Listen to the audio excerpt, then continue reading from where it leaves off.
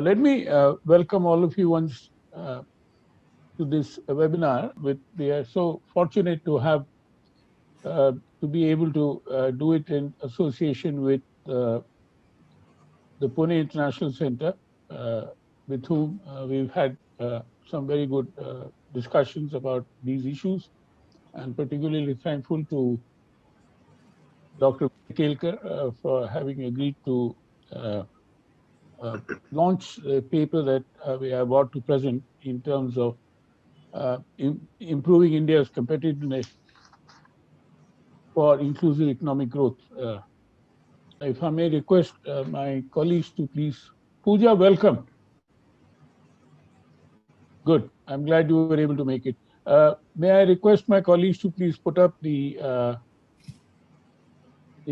bullet points? Yeah, thank you. Right. The paper has been circulated to all, and to those who may not have received it, it is available and on our website, and we will display the link to it. In 5 points, let me summarize what we are talking about and why it is important for, and what are the important factors for improving our competitiveness. The first is investment in intangible assets such as skills, health, education. And there our suggestion is to leverage the potential of public-private partnerships. The second is the kind of cooperation and participation in supply chains through intra and intersectoral firm level cooperation is so important. And at the same time, it is also important for India to participate in trade agreements like RCEP, which we have ignored so far. Thirdly, the important thing is to ensure fair competition. And for that, our suggestion is that we should adopt a national competition policy, which has been drafted by the Ministry of Corporate Affairs in 2011. The fourth point is to modernize and enhance capacities of public institutions. And this is coming straight out of the book written by Vijay Kelkar and Ajay Shah, with whom we're going to hear more about this in terms of improving capabilities. How do you ensure convergence among policies and practices, for example, between trade policy and industrial policy? Though these are under one minister, the two different departments, and often they are looking at it from their own very narrow perspective or through a siloed approach. The last point that we would like to make is that shared vision and mutual learning are important, including to promote a single market. A lot of things have already happened to promote a single market, like the GST, despite of its drawbacks in terms of implementation. But the crucial part is that there has been much talk about cooperative federalism, including competitive federalism, but how do it's not happening in letters in the way it should happen. And without a unitary approach in the country on many of these issues, we will find it very difficult in order to promote a competitive market. And finally, our motto is we require an enabling environment for Samaj, Sarkar, and Bazaar to work together. With that, let me conclude my remarks and invite Dr. Kelkar to please launch the paper and say a few words. Vijay, you're... Thank you. Can you hear me? Yeah. Well, Professor Mehta and all our distinguished participants for this evening's webinar. First, I want to really appreciate Professor Mehta and his colleagues' wonderful efforts to put this paper together and giving us the privilege of associating ourselves as a Pune International Center for this organizing the webinar. And I'm delighted that we can play a small role in taking this cause further. This paper is extraordinary in terms of important because the timing is right, and also the for two reasons timing is absolutely right. One is, of course, we are trying to come out of major disaster of COVID pandemic, and it's important our country comes out of this as quickly as possible and as rapidly as possible. And second, more important or equally important, is really the new additional urgency of doing things right and quickly is because of this enormous hostile neighbor we have now on our northern borders. And it seems that that our northern neighbor is likely to be there for some time for us to face. So what the major response to that threat is really going to come through more rapid progress we can make on the economic front. So that's the reason this urgency and importance of this paper one cannot overemphasize. And no, it's I'm not. I already Professor Mehta has already mentioned the uh, the paper as I want to show to everybody.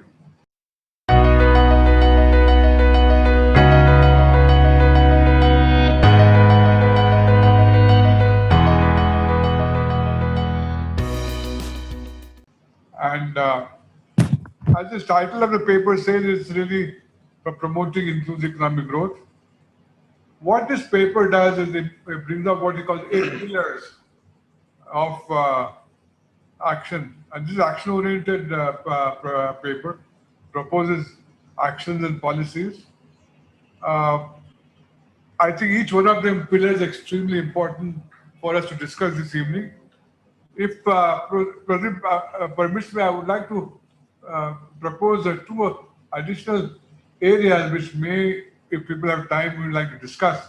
But in my view, they're as important as this first 8. This is, I think, the first one is really we'll have to also have this measure along with the measures for decarbonize India's growth. Without that, I'm afraid there's no future. So how the process of decarbonization or making growth green is going to be one of the important additional issues we had to discuss and think about. And second, I'm afraid another broad issues we have to think about, which is not economic part of it, but the political economy of it, is a major to strengthen social harmony within the country. Because without that, whole thing can go kaput if we are not mindful of the need for maintaining and nurturing and strengthening the social harmony along with its economic measures we are trying to take, because I'm afraid it has eroded in recent years, and it is important that that does not become a constraint on all our ambitions.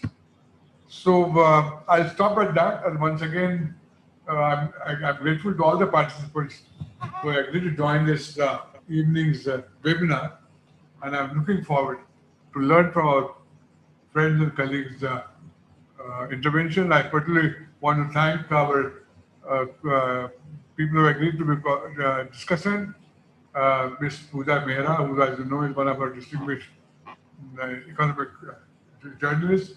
She had a wonderful book, The Lost Decade, which talks about problems where India went wrong.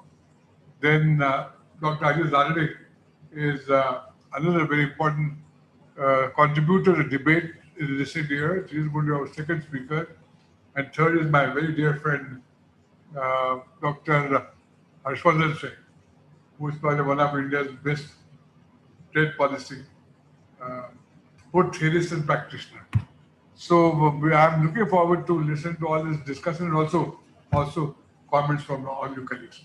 Thank you very much, and over back to you, Pradeep. Thank you very much, Vijay. Thank you for those very, excellent opening remarks. And if we are going to talk about green growth, another very important aspect that we need to look at is that the gender dimension, participation of women. I mean, if you look at the larger growth agenda becomes very important, and it has not received the kind of attention except you keep on hearing about these things. One of our speakers, Shumita Kale, unfortunately has been sort of unwell and hence unable to join us at this point of time. And we're going to miss her. But let me then, now I notice Ajit Ranade. Ajit, you're here. Yes, I'm here. Yeah. Hi, Ajit. Welcome. Welcome. Thank you. Thank you. Would you like to kick off about 7 to 8 minutes? Let us Can try I to go a do it little as later? I had requested because I was coming in late from another meeting. So I request just give me, go later. Fine. Let me start with Harshvardhan Singh. Harsh. Yes. Hello. About 7 to 8 minutes. Fine. I would have liked to hear Ajit, but perhaps we can bilaterally discuss these issues if the time finishes. I found the paper very interesting. It's a good collection of various initiatives. The thoughts which came to my mind, and I'm only now talking about competitiveness, not competition policy per se. Competition policy is one of the parts of the framework for giving energy to the drive of competitiveness. And a number of policies, the value of this paper is it gives in one collected place a number of initiatives which are required. And I've been giving thought to how to improve the situation in terms of competitiveness or export competitiveness or linking up with value chains for some time now. And one aspect which comes out very clearly is that actually India has knowledge about a lot of these gaps. India has announced policies, a number of policies to address these gaps. And the problems arise, one, due to actions which are needed by the policymaker or government to improve the situation. And second, actions of the policymaker which should not be actually taking place. A variant to this is to improve the actions which are in place. So if I look at this paper or if I look at any policy document, the first thing which strikes me is the long list of action points which one has to implement. And the key aspect of a policy implementer or policymaker, but much more so implementer, is that they have to focus on some priority issues or priority areas. And the noise is coming from there. So one of the methods which I thought of was, okay, let's find out from the industries concerned, what are the top 5 issues which, if they can be managed properly and efficiently, we would be better off in terms of actual operational conditions on the ground than we are today. And such a list has been prepared. The government is working on it. And in that exercise, one thing which became very clear to me is that it's not a lack of just knowledge of which policies to implement, but the implementation of the policies themselves, which in many cases is not being done properly. Second, a lot of these, in fact, all these policies, Pradeep, you mentioned that trade and investment are under the same minister. When you start looking at the trade policies or investment policies or industrial policies, which is a much larger rubric, they're actually not under the same minister at all, although there is a commerce and industry, the name of the ministry, but you have finance, you have the operational ministries concerned, and there are people working in different silos which need coordination. You have identified quite strongly a need for consistency and coordination amongst the center and the state. But even within the center, we need coordination. And there has to be a monitoring of the coordination and implementation itself. So the first point which I want to make is that there are a large number of industries or sectors where you can actually identify key priority areas to make it easier for the policy implementer to see, is it a gap which needs to be filled in terms of a policy step, or is it a gap which needs to be filled in terms of implementation step, and then go about addressing it. The second is that there is no policy which will be limited to only one silo of governance. So if you need to have consistency or an approach which takes us forward towards the objective which we are aiming at, there has to be a coordination mechanism and at a senior enough level so that decisions can be made to address any balancing requirement which might be there, because there are often conflicts.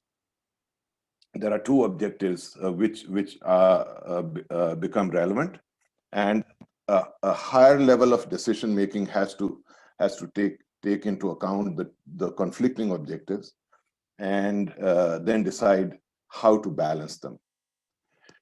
In addition to this, what I feel, and we've done quite well when you actually look in terms of international indices, etc. In general, but just as I pointed out the need to identify priority policy steps, and in that I want to qualify myself, there are certain sectors which actually need a much more coordinated project kind of approach. These areas include pharmaceuticals, medical devices, etc. But in most others, we can actually pick up some priority steps. And once you start working and making headway, you can go on to other constraints or gaps which need to be filled.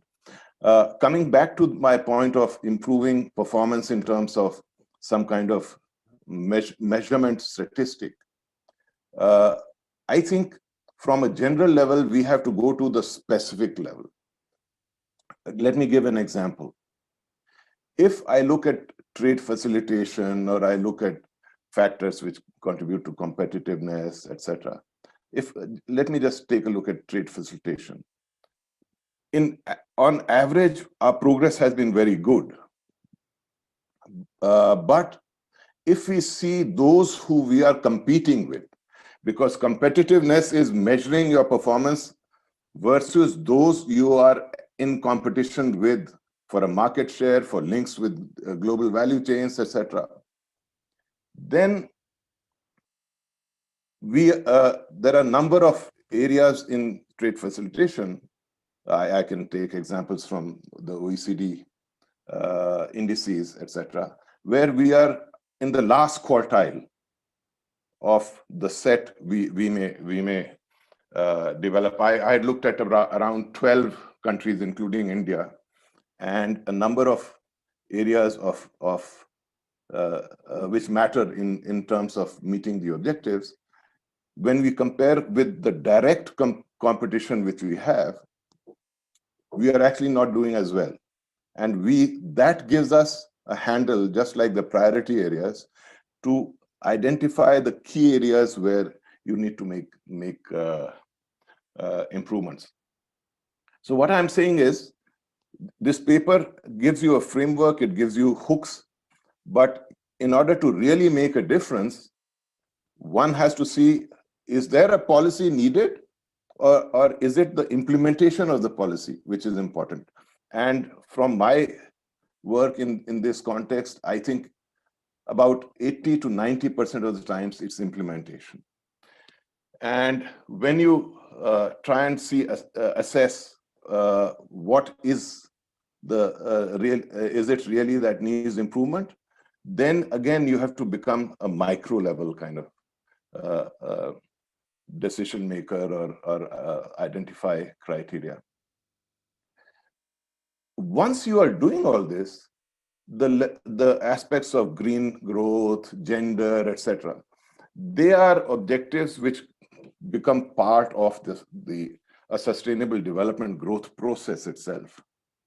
And often we feel that we are trying to meet, we can actually meet multiple objectives with just a few policies. In several areas, we would need independent initiatives to address those different objectives. Some of them could be horizontal in nature, and some of them would be more specific in certain sectors. So I'll come back to you again. Yeah, it's about 10 minutes, so I thought maybe you could hear others also. Absolutely. And absolutely. Some of the points which you made are extremely valid, and we've discussed in the past also. I mean, can I make just one point in this context? Yes, related? please. Okay. Let's take the performance on trade, and you said trade policy is with it. You were thinking of commerce, the part of the commerce and industry. Actually, while the policy structure, which is made in consultation, is developed at the Commerce Ministry, the implementation of that is not in the hands of commerce. And once you go to that level, whether it is agriculture standards, whether it is trade policy implementation, tariffs is one area, non-tariff measures could be another area. You have to develop a system, and there are systems and structures which exist or which existed earlier and can be reactivated, where very senior level decision making is made in a coherent manner, and the problems keep going up in a time-bound manner, for redressal. And that is something which really has to be infused in the system rather than something which we only talk about, because that is not an aspect which we have paid too much attention to. Thank you, Harsh. Thank you very much. And as somebody said, there are three problems, which are implementation, implementation, and implementation. You're very right. You said 80 to 90% is the problem. It's not the policy formulation, but the implementation. And the second extremely crucial point which you made was the lack of coordination. That usually, I mean, I've seen instances that between two ministries, there is some kind of animosity to cooperate. And there are human egos which get into the play. But anyway, as I said, Ajay Shah and Vijay have written an excellent book on these capabilities issues. Let me now turn to Ajay. Ajay? I mean, Ajit or Ajay? Ajay Shah. I'll come back to you later because I thought there's a kind of continuity to this. By the way, Harsh, when you talk in terms of trade facilitation issues, one of the catalysts for this paper was Preetam Banerjee, who's a trade facilitation expert working with ADB. And I'm sure we'll take this into account and see what improvement we could do to the paper after this. May I now request Ajay Shah?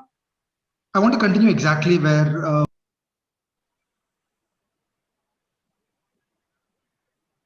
Hello. Yeah, here I am. Is this working? Yeah, we can hear you. I want to continue exactly where we left off on the problems of the working of administrative organizations in India. Everybody loves to complain about how badly the Indian bureaucracy works. And in the book that Kelkar and I wrote, we go after this question at length. And our main argument is that the root of this problem lies in the badly drafted laws. So very often in India, we are saying that we have good laws and they're badly implemented. Our thought process and our argument is that these laws are badly drafted and they create the space and the opportunity for officials to behave badly. Now, what is the logic here? Every law is the constitutional authorization for the Indian state to force a private person to behave in a certain way. Okay, so laws are the machinery that authorize coercion. Now, what is happening all too often in India is that the laws are drafted with vagueness of objectives and vagueness of powers of investigation and vagueness of punishment.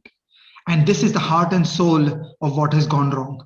Because in the hands of an official, vague power is the ability to go do whatever they like. Vague rules governing investigation is the ability to abuse private people at the receiving end of an investigation. Vague definitions of punishment is the discretionary power to inflict arbitrary punishments. And vague objectives is to basically go after anybody you like. So we feel that the bad drafting of most laws in India is the heart and soul of the malfunctioning Indian state. We constantly see the world of business exasperated, infuriated, and horrified by their interactions with the Indian state. It may be a regulator, it may be a central bank, it may be a tax authority, it may be a criminal enforcement agency. The basic story is the same. The individuals inside these government organizations have the arbitrary power to essentially go after anybody they like. They have the discretion on how much pain and punishment to inflict through the investigative process. And we have all kinds of draconian punishments. In this, we have to constantly check ourselves, because all too often in India, we want more stringent laws. And stringent laws plays into the hands of this problem, because stringent law means more arbitrary power for officials to investigate, more arbitrary power for officials to inflict punishments. Okay, we see harmless economic laws like the Companies Act being littered with hundreds of criminal penalties. This is just officials amassing power. So we think that one of the most important elements of navigating our way out of is in a new age of precision in drafting of laws. We need laws that precisely articulate objectives. The job of the Reserve Bank of India is to deliver an inflation target and nothing else. If you give them 30 other things, those powers will be abused. Each organization should have precise objectives. It should have narrow investigative powers that are written down into the law. Otherwise, the investigators will torment private people. And finally, when we are at early stages of the development of state capacity in India, investigative powers should be kept down and punishment powers should be kept down. There is too much baying for blood in the Indian public discourse where we want stringent punishments for everything. But pause to think about it. If a traffic cop has the ability to do a 500 rupee fine for busting a red light versus doing a 50,000 rupee fine for busting a red light, which do you think is going to work better? The answer is that a 50,000 rupee fine is just going to collapse in corruption and arbitrary power. So in similar fashion, all around the Indian landscape, for the next 25 years, for the next 50 years, we should be extremely cautious before we give investigative powers and powers of punishment to officials of the Indian state, because those will just not work. We have to first learn how to do checks and balances. We have to first reverse the principal-agent relationship where we, the people, are the principal and government is the agent. At present, we have some kind of colonial environment where there is some state that is a colonial master and we are the subjects. This is the root cause of the disenchantment of firms with operating in India, with investing in India, and we need to go to the root cause. Thank you. Thank you very much, Ajay. That was excellent. Which reminds me, see, the problem is, it is not just the badly drafted laws, but laws which are well drafted are misused very badly. Let me give you an example of Section 66A of the Information Technology Act. That was used, if you people might remember, against two young girls in Thane when they criticized the holiday in favor of Balasaheb Thackeray's death. And one posted on Facebook, she was arrested. Another friend who liked it was arrested. That's not the end of the story. Just the other day, the Supreme Court came down heavily that, look, we have already struck down this Section 66A, and it is still being used. Now, look at the temerity of our enforcers, that they use a section which has been struck down. Parliament should have legislated and struck down the provision. Not having done that, but I'm giving you, this is an excellent example of the kind of lack of proportionality. Now, there's nothing wrong in the drafting. The way it has been used is something which is worth seeing. Now, well, can I just say one sentence? Arresting people, criminalizing people for these trivial things. Hello.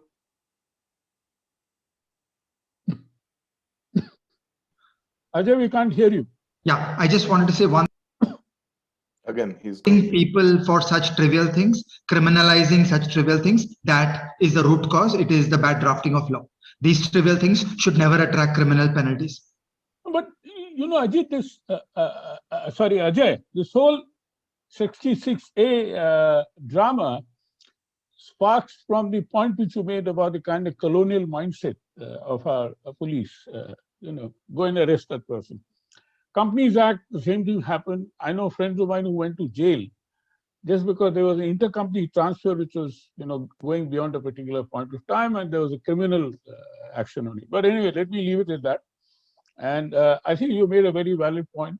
But the root cause of this is the lack of understanding in terms of the proportionality of the action. It's not just a bad drafting, but even good laws. I mean, if you 66A well drafted, but the misuse, the misinterpretation which happened was something which is abominable. May I now request Pooja Mehra?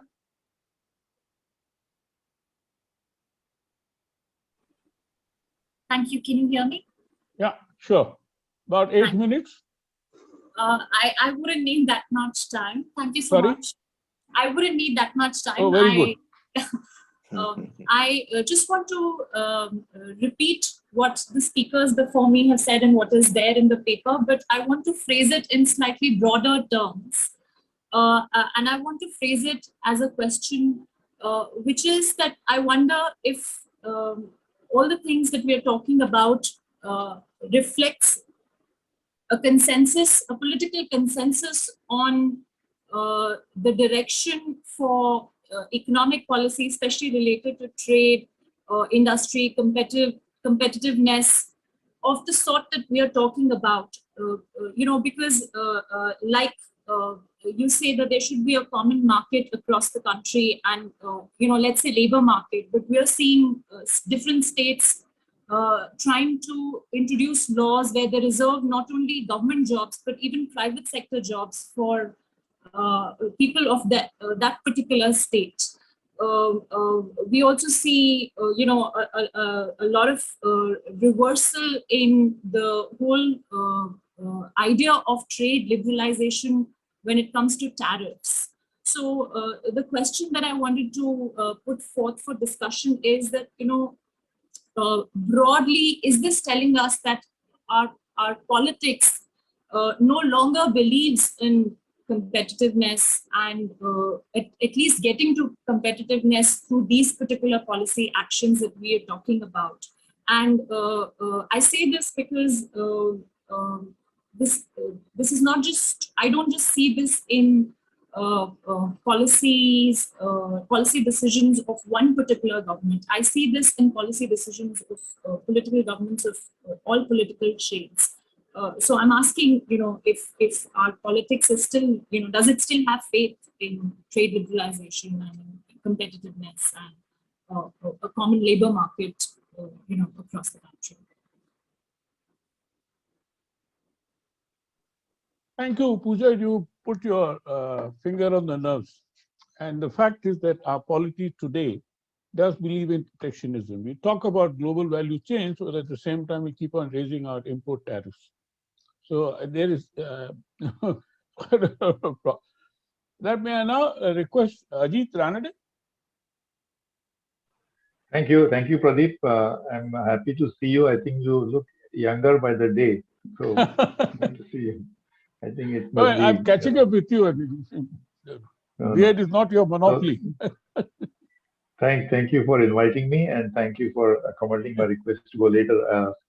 I have so many things to say, but I'll try to confine myself to 8 minutes. Please stop me when the 8 minutes are done. Okay. Also, I'm very happy to see Pooja spoke for just 3 minutes, So you have her 5 minutes also. No. I think we should put it in the public pool. Yeah, but very happy to see Pooja that is the whole Mehra, idea. Actually. Very happy to see Pooja Mehra because she wrote a book called The Lost Decade.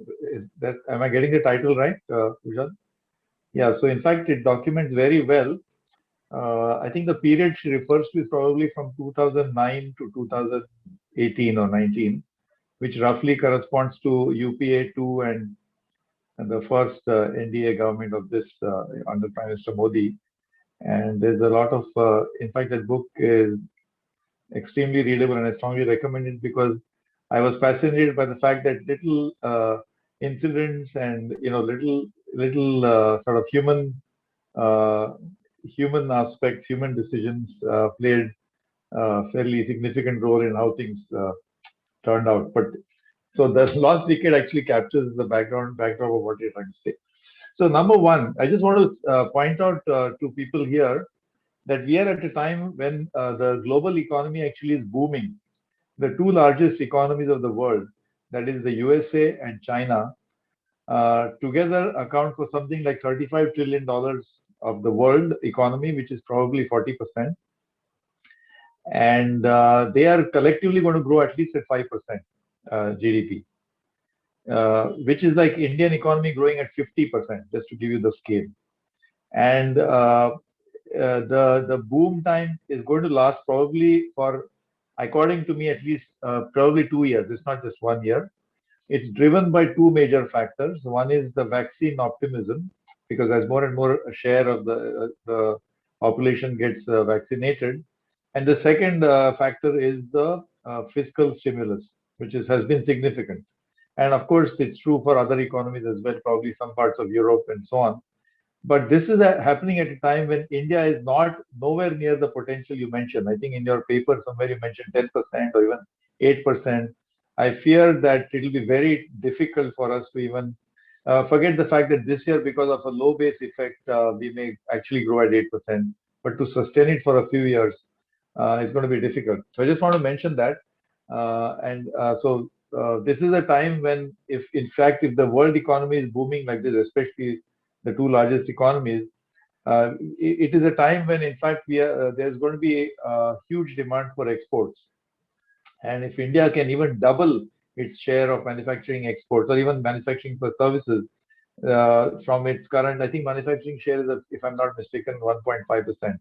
So even if we go from 1.5% to 3%, which is a doubling for us, would be a huge boost. But that can happen. That can happen if we are committed to openness. We are committed to policies which, because exports are intertwined with manufacturing, domestic manufacturing. So there have to be policies which are opposite of what Pradeep, you mentioned. Across the line, our tariffs have actually gone up. They've become more protectionist. So I'm just mentioning that as a first fact. That's the backdrop. Second, I just want to look at our. By the way, just 1B. If my comment is to Ajay, I think he put it very well that we basically came into a master subject relationship with the government. So the government is the master and people are subjects, when in fact it should be principal agent, where the principal of the principal and the government is the agent, or I would say shareholder and management. We should think of ourselves as shareholders of the company, or the large company called the Indian economy, and the management is the government. So the management is running the company for us, but sometimes it feels as if the management is hijacking the company from the shareholders. And on this master subject relationship, a little apocryphal anecdote. I'm told that when we got independence in 1947, Prime Minister Nehru told his party people, his Congress party colleagues, to go into the countryside far and wide to tell the people of India in the remotest corners that we are free now and the Britishers had left. So apparently the common refrain, the response was that, oh, the Britishers have left. Now who is going to rule us now? So if that is the mindset we carry, then this subject master relationship that Ajay referred to is perhaps something that we can't only blame the government for. Anyway, that is my point 1B. So second point, I just want to say that look at the 5-year record, which is there in your paper, just before the pandemic. So at least on the export performance is zero. Cumulatively over almost 5 years, the export growth was zero. And this is at a time, by the way, we can't say that world trade was slowing down, because if you compare the growth rate in exports across different Southeast Asian or East Asian economies, they had significant exports, even our own neighbor Bangladesh. So exports cumulative growth zero. GDP growth was steadily declining from a peak of 2016-17 of around 8%, coming down to a 4%. I'm talking about before the pandemic. Number 3, the investment to GDP ratio, which is actually a determinant of future growth, was stagnating, if not declining. And number 4 is the NPAs, the steady sort of increase in NPAs, non-performing assets in the banking industry. So this was the precursor to the pandemic. I mean, what was happening in the economy. So it was really many of the problems that we have identified or speakers have referred to were there happening steadily over 5 years, 4 to 5 years. Of course, we can say what was the bright side. FDI was strong, and I like to say that if you break up the $50-odd billion that we got during 2020, you should take aside, separate the $22 billion that came into Geo from companies like Facebook and so on, and then see where the FDI was coming. But FDI was, I'm willing to admit that it was relatively fine and good. The accumulation of foreign exchange was strong. The stock market was booming, and some of it is probably related to the monetary policy and liquidity. And of course, financial inclusion in terms of the progress we made in ensuring that 300 million Indians have a bank account. But still, the macro reality cannot be ignored. So that's my second point. That's the backdrop. The third point is about people have said that your paper has both competitiveness as well as productivity. So the way to understand productivity in my mind is the following: that imagine the economy to be a black box, and you have inputs going in and you have output coming out. So what goes in, let's call it labor and capital, and what comes out, let's call it GDP. So what goes in, labor refers to our demography, and capital which goes in refers to our savings rate. So our demography and capital, the incremental growth in capital is about 2.5%. So if you add this up, you get GDP growth, but then GDP growth rate can be slightly higher, and that's where productivity comes in. So the way the labor and capital mixes with each other and the way it produces output, there's a little bit of extra zing to it. That's what productivity is. Because productivity for the average person, non-economist, it means something else. And for economists, it is that total factor productivity, or productivity which is captured in perhaps what is it called, technical progress. But that depends on how the capital and labor mixes with each other. And there, I think the biggest strength of Indian economy is its demography or labor, but human capital is very low. That is the skill formation. And the challenge here is that the large section of the labor force which wants skill building or wants to accumulate skills, is also the part of the population which cannot afford it. And this is I don't know whether to call it market failure or what to call it. And this is a challenge we'll have to face. So if you want productivity growth, you'll have to enhance human capital significantly. But this human capital is not going to pay for it. It's not going to be through a market mechanism. At least I don't see that India's really the most significant advantage it offers is human capital, or sorry, potential human capital of the labor force. And unless you have steadily increasing levels of human capital or skilling, I don't think how we are going to make that dent in productivity. I mean, and we can't take, people say that your traditional sectors like garment making, footwear and leather, agro processing, these are all fairly labor intensive, and this is where India can have an advantage in large scale employment creation and of course perhaps productivity enhancement. But these are also areas where there's going to be automation perhaps, and there is a report which say that 60 to 70% of India's manufacturing is vulnerable. And in fact, I know, Pradeep, you have been involved in this studies of the labor market, future of work. But this is, while we keep talking about this, very quietly, our own neighbor in the last 10 years has used the very same advantage, labor intensive exports, to make rapid progress in exports, in employment creation, and in GDP growth and per capita GDP growth. So I think we can't say that just because automation is coming, we can't focus on our traditional strength. So last point is about what are the determinants of competitiveness, or so there I think there are several things. So I can't possibly list everything. Just to remind Pradeep, you know that 2-3 days ago, President Biden also announced, I think, a competition council, one of your favorite topics.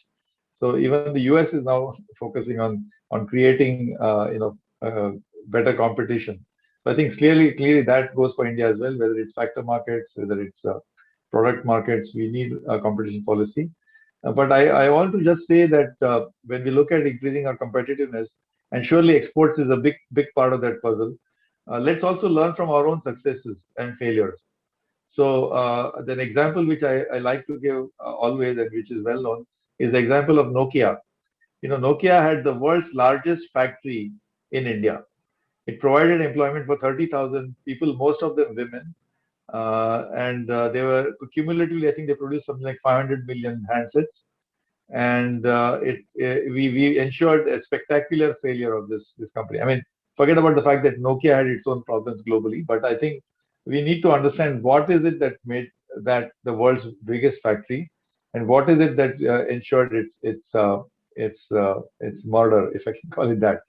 And I'm not even going to, I can go tell stories of Cain and U-turns on e-commerce policies, blah, blah, blah. So I do sympathize with the fact that policy consistency, you said that competitiveness is about 3 things, right? It's about factors, 4.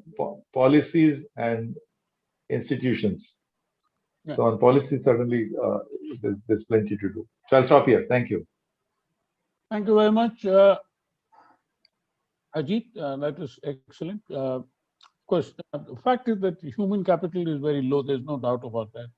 And the efforts made in terms of skill building have been terrible, to say the least.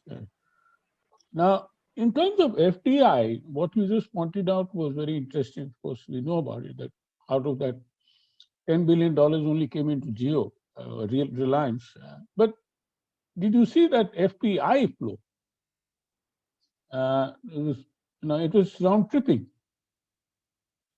So what has also come out very evidently is a report saying that the Indian money deposited... Alleged round tripping. Alleged. Yeah, alleged, yeah.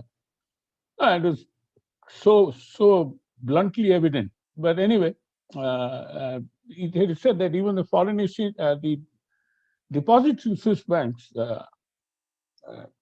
has gone up from Indian sources, and the government of India is trying to find out as to what they can do about it. I don't know whether Harsh is involved with that investigation.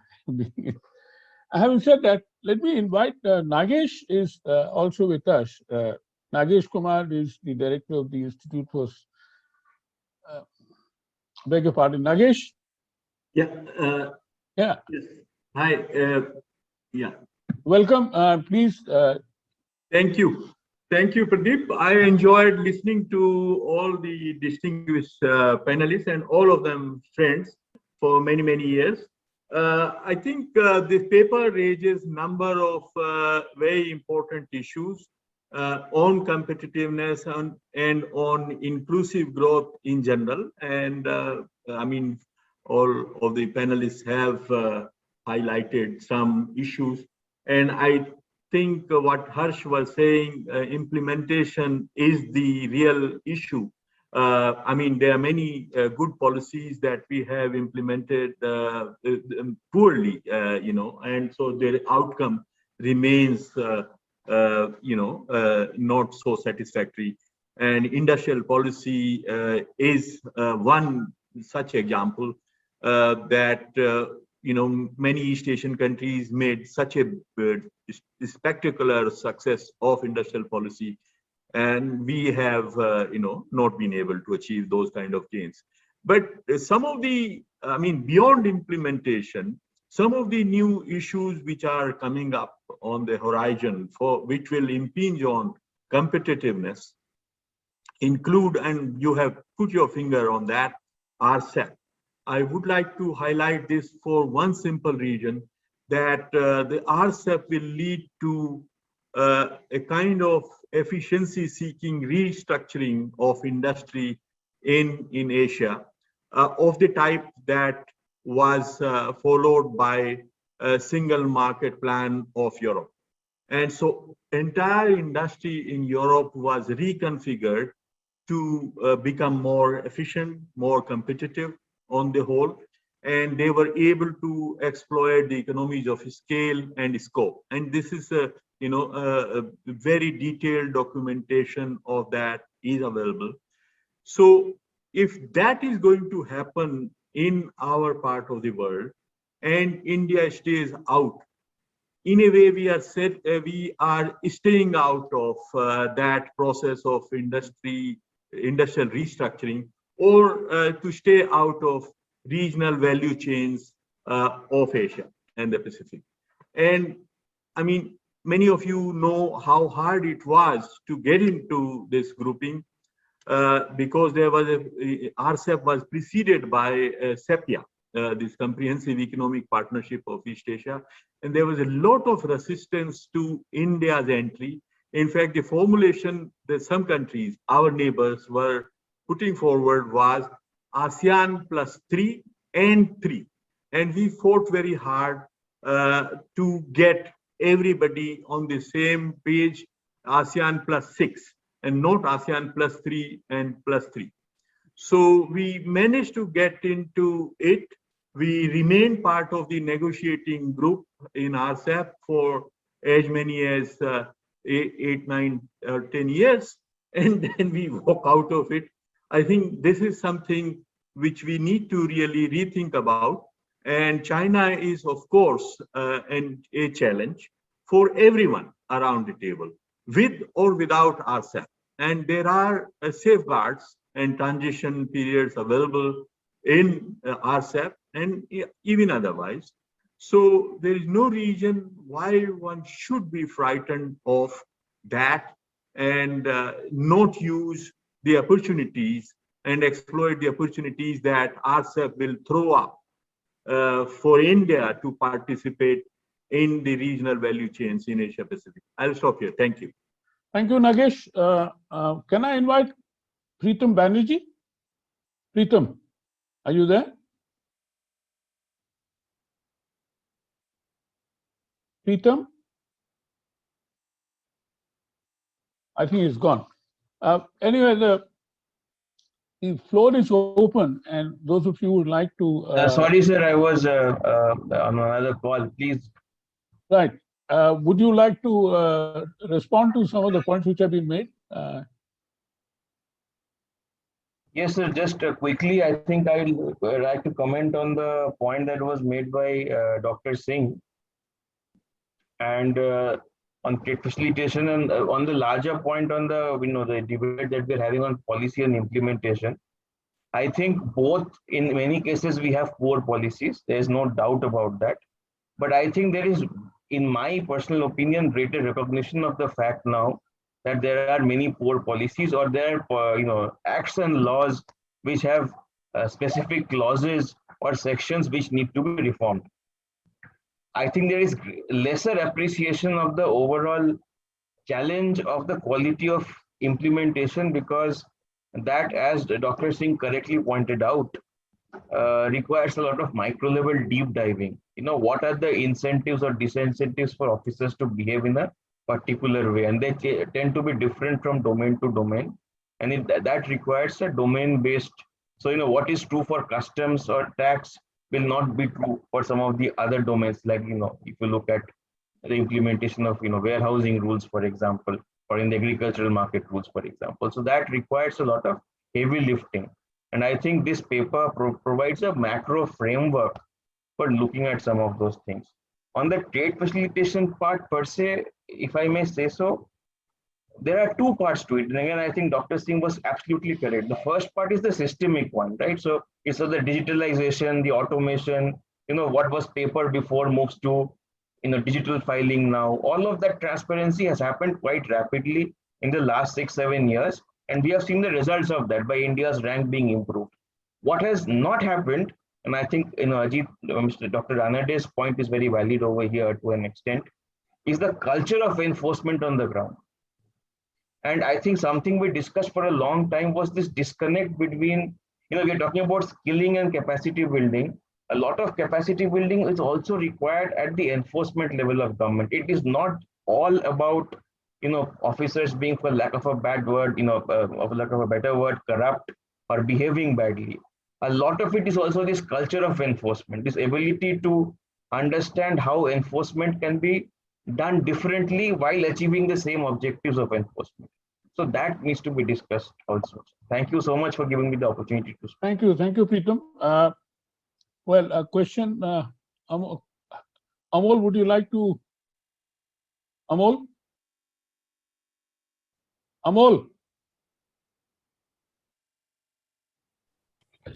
Yes, sir. Amol? Sorry. Yeah, please go ahead. Yes, thank you. Thank you for this opportunity. Actually, the host, I was unable to unmute myself, and that's why the delay in responding. But just quickly, one small question to Dr. Harshvardhan Singh. So it was a pleasure to hear you, and particularly your suggestions on high-level coordination mechanisms to ensure consistency in policy design and perhaps implementation. But do you think that such mechanisms can be effectively institutionalized, or these are mostly personality based, given that most of these issues are driven by individuals in these high offices and their personalities and their thoughts and egos? So your thoughts on how can these be institutionalized? You said that these have been experimented with in the past and in other countries. So if you could just throw some more light on this, it would be highly helpful. Thank you very much. Harsh, are you there? Pradeep, do you want to collect some more questions, or should I answer? Sure. No, I hope you don't have to leave. I will have to leave in another 10-15 minutes. Okay, right. Right. Any more questions? I'm requesting the audience if they would like to ask any more questions.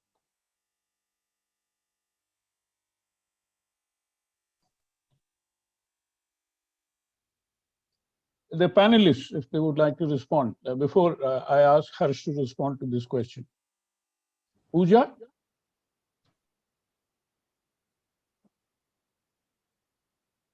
Pooja? Do you want me to respond to the question on personality clashes? Yeah, for example.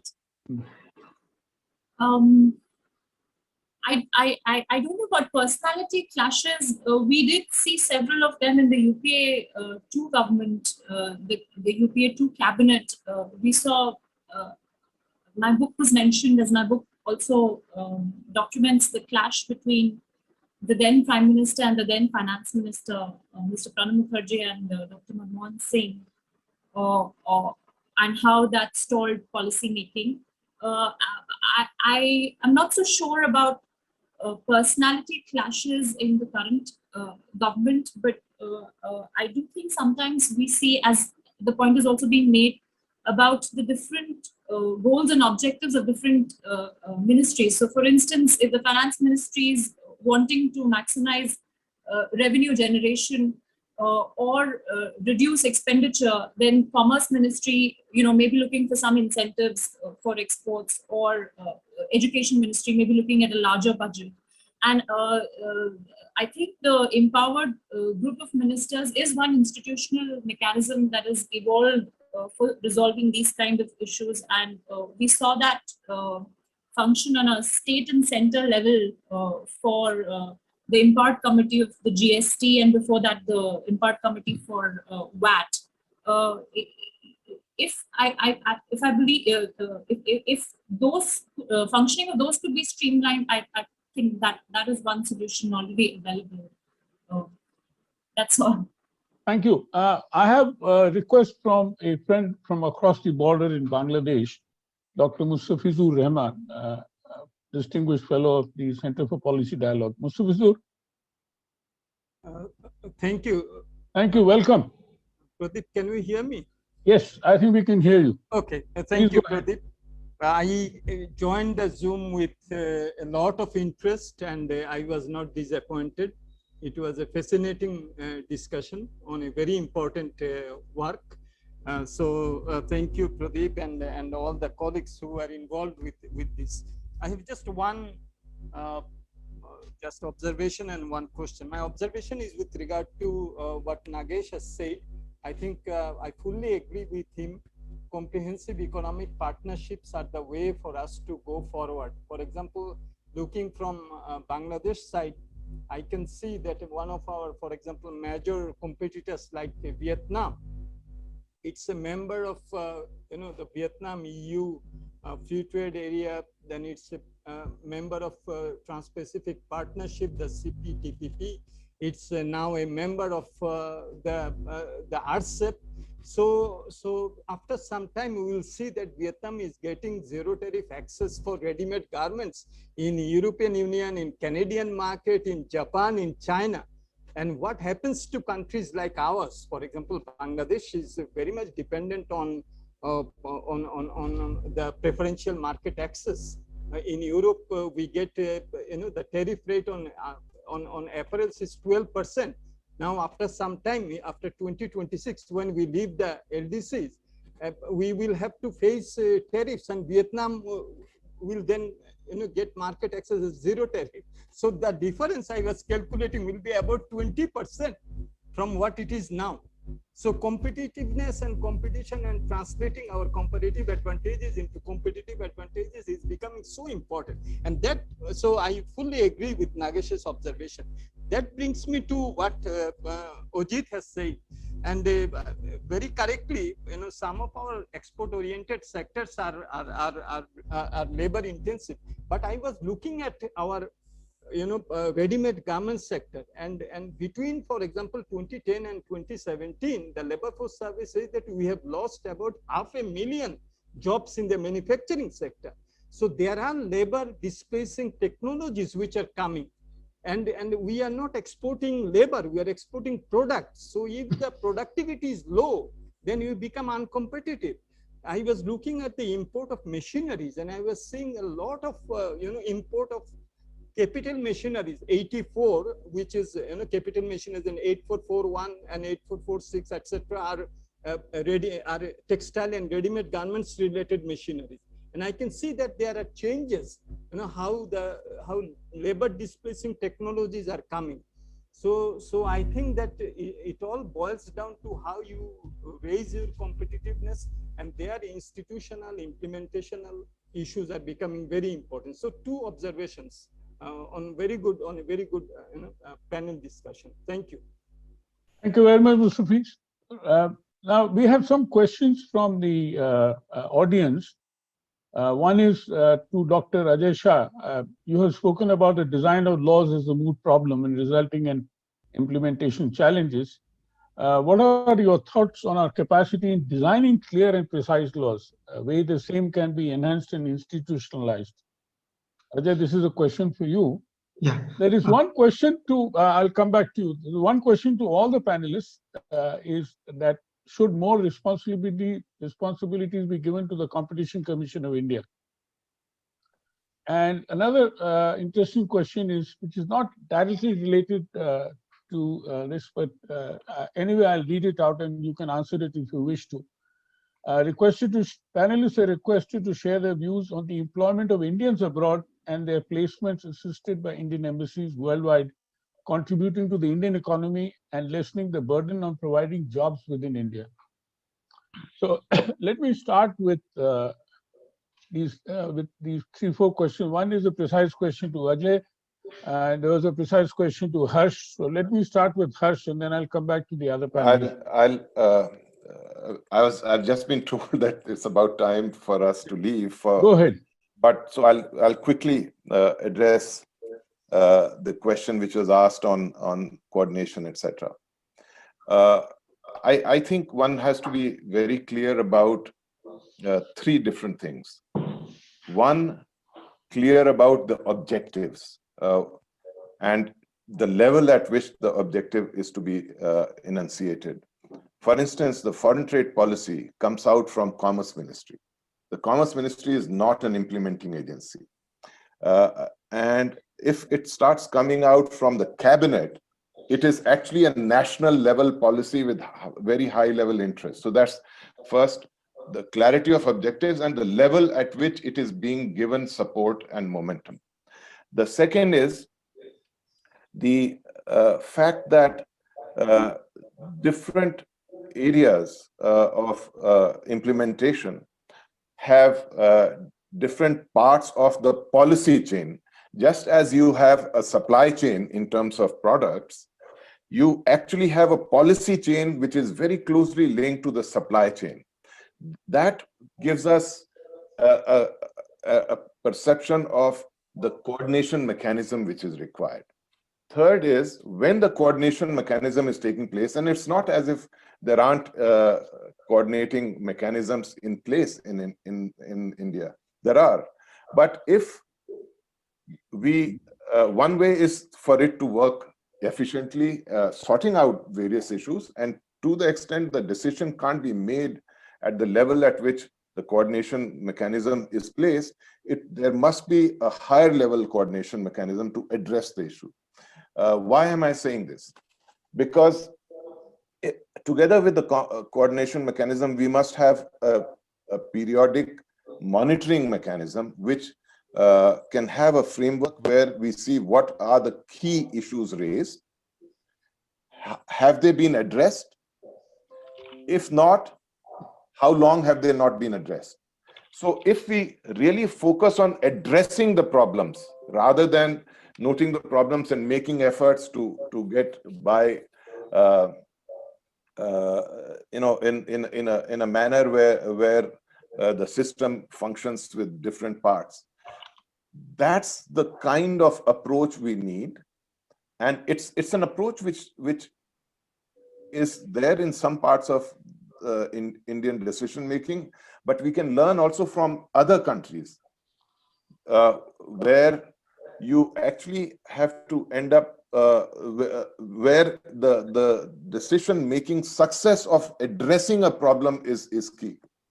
That's why then my next step was, okay, which problem? If we have 100 problems on our slate, we will hardly address any one of them. That's where we have to prioritize. So these are interlinked initiatives, but implementation will become more of a key objective and criteria for judging success if we combine it with a framework which takes into account the constraints which are operating, the policies which are needed. Some of the policies are actually there, but they are not being implemented, etc. Thank you very much. Harsh, can I ask you a question? Yes. Do you think, therefore, that the foreign trade policy should be legislative? No, there's a difference between legislation of legislated process kind of thing, but the entity, the ministry which comes out of the with a foreign trade policy actually does not have its capability to function with the levers which will make that policy happen. No, but an So act. a cabinet decision is not necessarily a legislative decision. Well, no, And the an act cabinet has to puts go it- through a cabinet process, right? Yeah, I think it That is why I'm must have suggesting the that. weight of the highest form of governance, so that Right. it becomes a national level initiative. Yeah, but on the other hand, there is one problem that we are facing in India now, is there's too much of centralization in the PMO. No, but these coordination mechanisms are not necessarily in the PMO. PMO is our biggest coordination machinery That today. may be, but the point is there Secondly- are levels of coordination. You can have a coordination mechanism within a ministry. You can have a coordination mechanism which is with 2 or 3 ministries, depending on the issue being addressed. Yeah, It should go up only if this mechanism is unable to address the problem. see, we have also got let us not ignore the fact that there are a lot of cabinet committees on many of these issues, which are supposed to be the high-level coordination mechanism. But you're right, at a more operative level, you require better coordination. No, rather but than at the policy. if the cabinet committee is unable to get a solution, the buck must stop somewhere. Okay, And do a you have solution, any? or we say, fine, we cannot have a solution to this, we'll live with this. Do you have Then any? let's not try and improve things on that account. Fair enough. Thank you You very can't much. have Would it you, both ways. Harsh, can you? And Would you like? second, competitiveness is, and that's where the tension comes in with tariffs, etc. Competitiveness is both competitiveness today as well as dynamic competitiveness, Yeah. where the change in technology comes in. You know, the comment about clothing, etc., which shows how machinery is No, making a difference. Ajit pointed out that there's So been technology, increasing labor replacing technology is technology. changing in a different way in different industries. But one other insight, if you look at a common policy structure, is that the manner in which you address specific issues of industries actually varies across clusters of industries. I So agree. you can't have one solution for all. Okay, But before I let you now go, must leave. Harsh, So before I let you go, would you like to respond to the other questions which have been raised? no, I'm unable to. Okay, I thank you. have to leave. But thank you very much, and thank you Okay, everyone. Yeah. thank you. Ajay? Yeah, your question is most interesting. That at heart, if there is a problem, if there is a crisis in the drafting of laws, how do we set about addressing that? It is a real problem that most people who start out as students growing up around conventionally drafted Indian laws are being taught those. And then that is a vicious cycle and it feeds on itself. Similarly, there is a very important piece of government that is called the legislative department. But for the legislative department, when they vet a draft law, they tend to compare it against existing laws. So as an example, anytime a new regulator is being set up, they copy the provisions of the SEBI Act. So all the bad features of the drafting of the SEBI Act tend to propagate to all the new regulators that are being set up in India. So this is a huge issue. We need to develop a whole new ethos and intellectual capacity for how to think about reading laws and writing laws. Just as an example, when my colleagues and I worked on the drafting of the Indian Financial Code, which is the draft law created by the Financial Sector Legislative Reforms Commission, we actually separately ran many weeks of training on how to draft laws and how to read laws. And we had to do a lot of de-education for people who had come through conventional Indian law school and conventional Indian thinking about how laws are done. So can this process be institutionalized, Ajay? In other countries, what happens is that there is a first beachhead where a couple of good laws are drafted, and some of this knowledge goes into process design at the legislative department. So that's ultimately where it should go. Right now for us, our challenge is, can we even get 5-10 good quality laws in? Right. And we are really at ground zero, that day after day, really bad laws are going through. Ajay, before I let you go, very interesting question from one Mr. Madhukar Kotwal to everyone, but it relates to the point that we were discussing. He says, in most cases, even if policies are basically good, there is no PDCA approach followed. This implies that after implementation, the necessary feedback loop is very weak or is heavily biased. Consequently, mid-course corrections are missing or are misplaced. Do you have any opinion on this aspect? And the second part of his question is, for making any major improvement, some measures are required. Do we have any specific metrics or criterion by which competitiveness in any sector is monitored? Either would you like to respond to this before I turn to the other panelists, including, the two questions before? Yeah, at heart, I want to worry about the principal-agent relationship. We are in a bit of a colonial environment. Day after day, a law is pushed down into the citizenry, and we really have no choice. We have to grin and bear it. What is needed is a far more activist environment of challenging laws, criticizing laws, and ultimately generating feedback to the legislators saying that this is not okay. There is no other method other than a deepening of democracy, a deepening of freedom. Thank you. Ajit?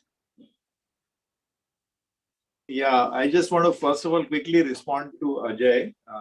He is a guy who is basically, he should be a philosopher or a lawyer, if not an economist.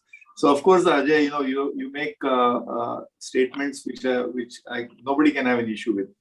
But I just want to tell you the problem.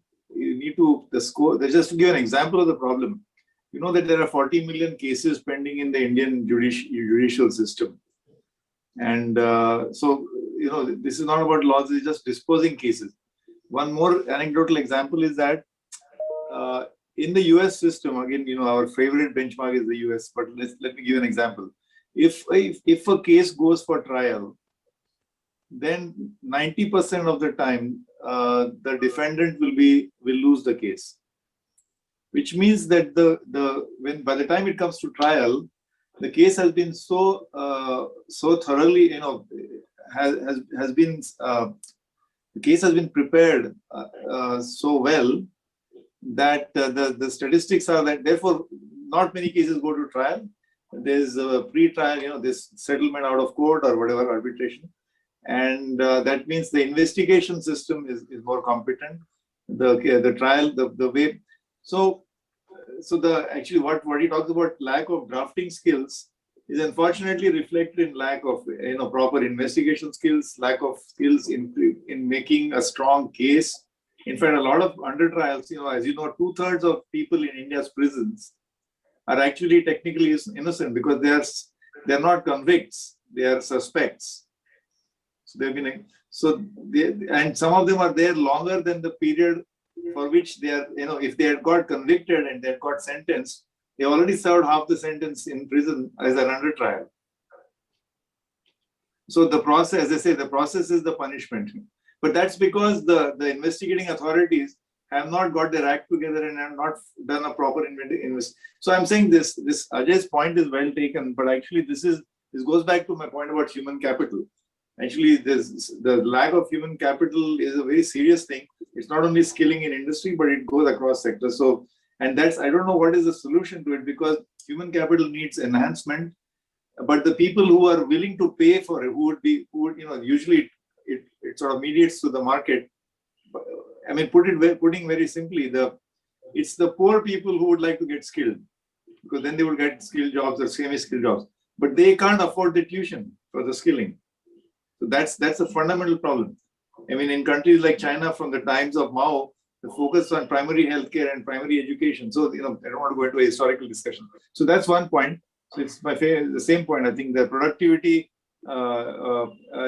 is linked with I think human capital enhancement, and that is not to deny that you will climb the ladder of human capital by also learning by doing.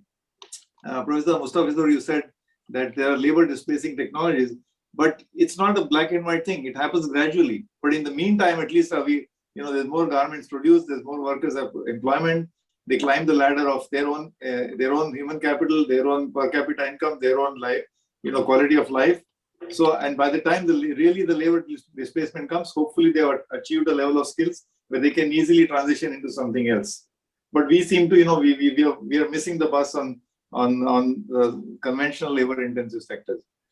Two more questions. Pradeep, you asked about CCI.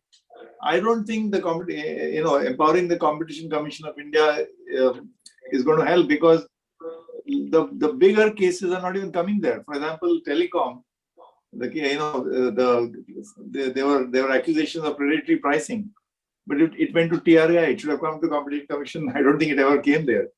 Or the e-commerce rules, which are about competition, being drafted by the Consumer Affairs Ministry, not CCI.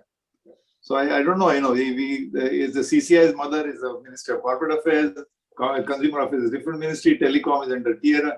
So it's actually competition policy, right? We need to have actually a national competition policy, but until we have a holistic framework, I don't think it makes sense to. The CCI, I mean, with due respect to them, they get bogged down by things like those two large companies in the world, Holcim and Lafarge, get merged, and they have somebody as a small unit in India. It gets held up because the CCI has to bless that, has to approve it. Or in our own case, our company, the company which produces Van Heusen shirts, so there was a stock market investment into Aditya Birla Fashion by a famous company called Flipkart, but it was through the stock market. They're just buying shares in the stock market. And guess what? It has to go to CCI because they have to bless it. It's part of FDI.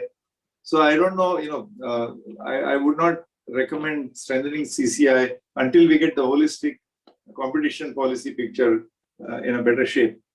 And last point about export of labor, you said foreign embassies and foreign consulates maybe to help. I think please remember that when goes through your mode 4 of WTO and so on, whenever somebody stands in line to get a worker visa, whether it's an H-1B or something, the guy on the other side of the window is thinking of this guy as a potential immigrant. So immigration issues and worker visas get mixed up. And at a time when the world, is sort of grappling with anti-immigrant sentiment, I don't know how successful. Our biggest factor endowment in the country is labor. And it would be great if you can take advantage of the asymmetry in the world of between aging societies and young societies, and therefore cater to needs of sectors like geriatric care, healthcare, and so on. But unfortunately, labor export and immigration gets mixed up, so it's not going to be easy. So that's all. Thank you. Thank you. Thank you, Ajit. That was an excellent response to all the questions you have raised. I agree with you on Competition Commission. And the fact is that, thank you for supporting it. We need a holistic framework under a national competition policy, which can then help move. The agricultural market reforms, which all happened, they're all competition reforms. Now, there are piecemeal approaches which are taking place. At least this government is very serious about that. That is what I can see. What could be the motivations or desires, maybe are different issues totally. Vipul, do you have a question? Yeah, I have a question for Ajit. I mean, very simple, straightforward. What do we do to get into or get back into RCEP, knowing that we don't know why we got out of it? Me? Okay, thank you. Is that for me? Yeah. No, we keep advocating. We do strong advocacy with the government. See, openness is a fundamental for productivity growth, GDP growth, employment growth. Openness is absolutely essential. If you're going to support global value chains, they're going to have import content. You can't raise tariff barriers and hope to be part of global value chains. In fact, Vipul, what I'd like to say is that people were focused on the rise of imports or whatever, from China. But really, to me, RCEP won't make too much of a difference. And real difference is that RCEP is not going to be now going to be an economic area. And think of future investments. The future investors, when they want to set up a value chain, if one country is outside that area, they'll think twice whether I should have part of the value chain in India, because India is not part of the economic area. So in fact, we stand to potentially lose these kind of investments. So I think let's not focus on only trade balance. Let's also focus on the potential for investment to signing up for RCEP, and commitment to openness is absolutely essential, according to me. This is at a time when the world economy is booming, by the way. Ajit, by the way, you also have a problem of trade diversion if you're not a part of, if you're not in that, in that club. I have one more question which has just come up. What about We need to do a time check, Pradeep. No, we are concluding. It's 6:33, and let me take this last question and then turn back to the panel and then wish you thank you. It says by using the huge research and development and incubation infrastructure available in the premium engineering institutions in India, what about using these institutions for rapid reverse engineering and rapid prototyping, thus creating global competitiveness and value addition? This is what China has been doing since the last 25 years. Sir, you're bang on. Ajit, would you like to respond to that? Or sorry, can I ask Pooja to respond? Pooja? Pooja, are you there? Hello? Ajit, why don't you respond? No, she is there. Can you hear me? Yeah, please, go ahead. Could you please repeat the question? I missed half of it. Basically, the question is the following, that we have so many good engineering institutions in India and science institutions. Can we not do little more, little more reverse engineering and prototyping so that we can, raise our competitiveness? This is what China has been doing for 25 years, which is a fact. I think maybe I'll request Dr. Ranade to take that question. I really have no idea on that. Okay. Ajit, over to you. And then Ajay. We are all secret admirers of China. We never say it, but every time we say, "Oh, China is doing what we can do it." Well, as I said, this is, this is the crux of it, right? Human capital. It's a very fancy word, but basically all kind of skill enhancement from the semi-skilled jobs to all the way to IITs and science and engineering. Whether reverse engineering helps, it used to be called, this is stealing of intellectual property. So I don't know whether we need to do that. We should not forget that India is already the seat of many global patents through the labs of Google, research activities of Google, of Microsoft, of GE. So we don't even need to be stealing IP to do that. I think basically the national focus has to be on how to enhance human capital at all levels. And as I said, I see that this is a big challenge. It's not easy. Like, Pradeep, we have set up the National Skill Foundation, national some skill under UPA 2 or UPA 1 maybe. But it didn't do, they just listed a list of 500 areas where we got to go and go skilling. It's not, that's not the way it works. It works through the market process. So people go to, now they'll be, even as you speak right now, there's a huge demand for R programming, Python, machine learning, data analytics. Do we have enough teachers? And by the way, one of the missing sort of very weak link is teachers. There's a demand, but there's not enough teachers. We need to train the teachers as well. This is a big enterprise and it has to be mediated through the market process. I'm not sure how we're going to do it, but that I think should be the crux of enhancing national competitiveness. It's through skill and skilling, but not the way it was done through National Skill Foundation. Now, this goes back to what Harsh pointed out earlier or what even Ajay has been saying, is the National Skill Foundation, etc., all set up, but they were poorly managed and poorly led. It's top down. It's top down. Yeah, no, not only top down. We've got a whole, analysis on it as to what went wrong. We'll probably share it with the new minister who's come, Dharmendra Pradhan. The companies like ours would gladly, recruit apprentices, and as you know, bulk of the training happens on the job training. Yeah. So but we run into problems of labor laws. We have to make them permanent, or we run into problems of some other problem. I'm saying mediate through the market process. Allow these processes to function. Ajay, for your last word. My views on this subject have shifted over the years. I want to take you back to the late 80s. It would be argued that the sum total of IIT computer science graduates with any plausible computer science engineering knowledge in India was around 200 per year.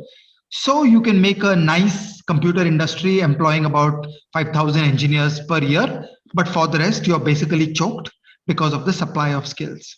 And we, of course, know how this story worked out. We know that when faced with business opportunities, the private sector came into education on a large scale, partly as purely private firms, partly as computer firms like Infosys, who built out universities and so on.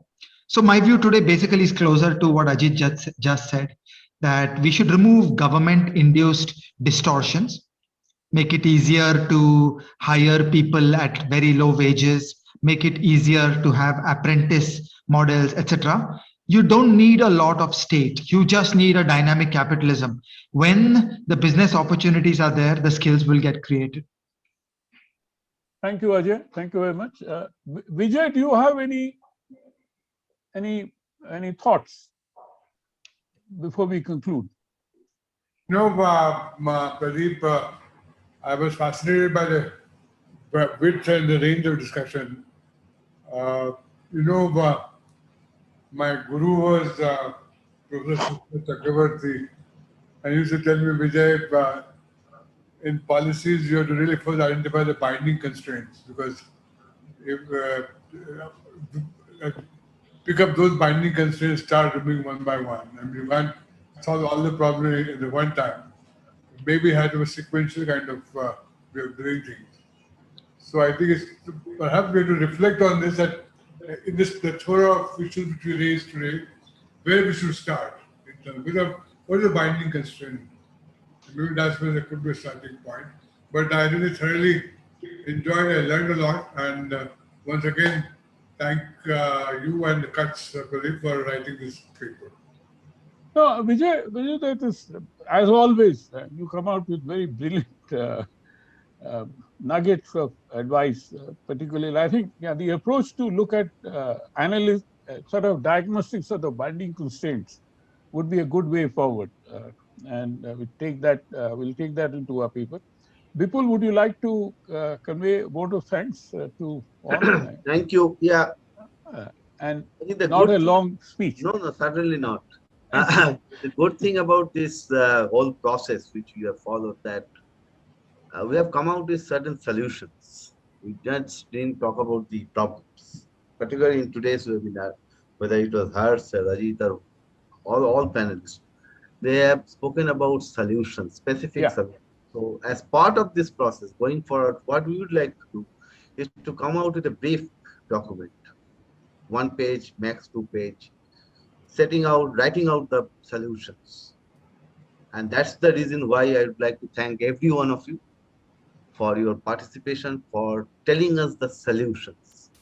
And thank you very much. And we would like to keep this process rolling, including doing the advocacy, as Ajit has rightly pointed out, to get things done at various levels, not just at one level. So thank you, and over to you. No, it's over, and I would like to thank all the panelists once again on my behalf and on behalf of Cuts, which has already been conveyed by Bipul, and particularly it was such a delight to have Vijay with us, including the partnership that we had with PIC, and we look forward to having more such events in partnership with PIC, including with ISID, which is I think perhaps you might know that Dr. Nagesh has retired from UN and has joined as the director of ISID in Delhi, which is working on many of these issues. We hope to take this forward in the policy circles rather than to sit back by writing just papers. As all of you know, I mean, we do more than writing papers. We try to see whether we can get policy immersion. That is our goal. Thank you very much. And Thank you. Have a good evening. Thank you. Bye. Bye.